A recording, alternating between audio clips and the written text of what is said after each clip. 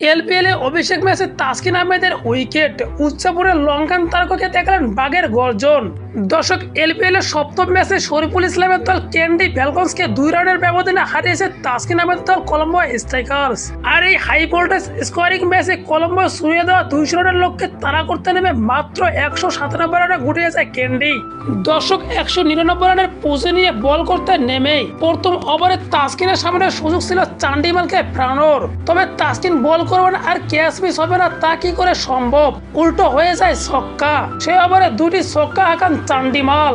তবে চতুর্থ ওভারে এসে তাসকিন আহমেদ দেন প্রতিশোধ।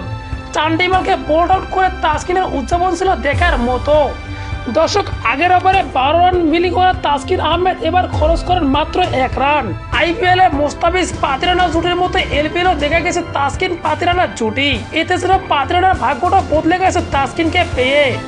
দর্শক, তাসকিনের মতো তাকেও নিজের প্রথম ওভারে ক্যাচ মিসের আক্ষেপে পড়তে হয়। যদিও এরপর একে একে 4টি উইকেট শিকার করেন লঙ্কান পেস সেকশন। শাদাব খানের বলে মোহাম্মদ হারিসকে অবিশ্বাস্য চোখ ধাঁধানো এক ক্যাচে তালুবন্ধ করেন চান্দিকা করুণারত্নে। তবে দীর্ঘক্ষণ পর্যালোচনার পর থার্ড আম্পায়ার নট আউটের সংকেত দিলে হতাশার মুষড়ে পড়ে গোটা দল। দর্শক, কারণ টিভি রিপ্লেতে স্পষ্ট ছিল ক্যাচটা ঠিকঠাক ভাবেই ধরেছেন চান্দিকা। তবে 16তম ওভারে পাওয়ার ব্লাস্টে তাসকিন আহমেদ দুর্দান্ত বল করেন। মাত্র 6 রান খরচ করেন তিনি। শেষ ওভারে আবার ছিলেন একটু খরচে।